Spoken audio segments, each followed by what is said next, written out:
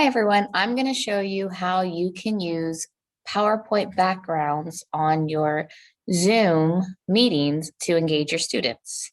So what you're going to do is you're going to come over here and click Share Screen. Then you're going to go to Advanced.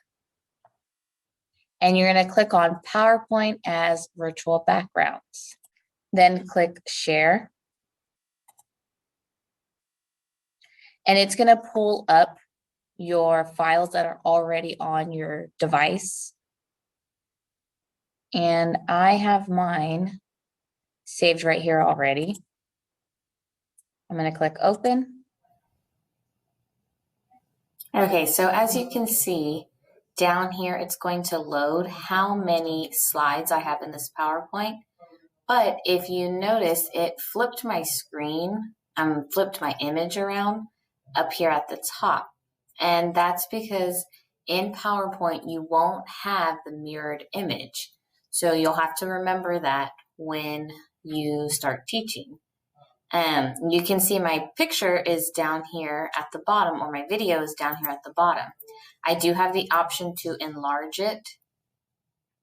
And if you look up here at the top, you're going to see that whatever is within the square, that's what the students will actually see. So when I click on my image, I can't switch to the next slide. So I need to click off of it. And then I'm going to switch to the next slide. So for something like this, if I have myself up here, in my screen, I look like I'm floating. But what the students would see would just be part of the background. Whatever is inside of the blue square. So in this case, I might want to enlarge myself all the way. And then students would be able to see the whole background.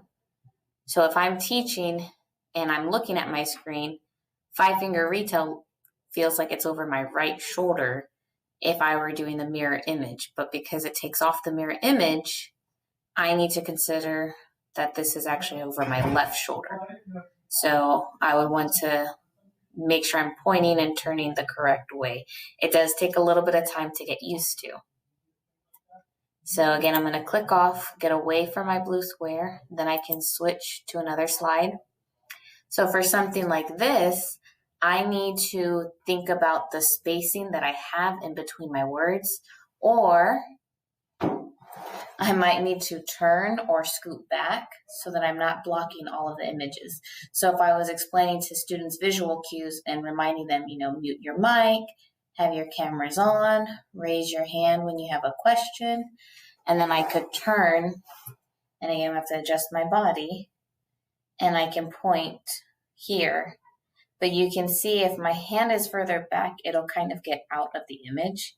So I might need to adjust and come up closer, or adjust the entire slide completely and make more spacing between the words. Now I created this in Slides, and then I downloaded the image onto PowerPoint because I'm used to working in Slides at this point as opposed to PowerPoint. But if you are used to working in PowerPoint, then it might not be as difficult for you. So again, here's another example of something that could be used as a lesson. Now this one, I did move objects onto the side so that I could use 2 hands when teaching a lesson. And that's just one way that you can use your Zoom backgrounds to engage your students. Again, remember you're using PowerPoint as the background because you're able to change slides throughout your lesson. Okay.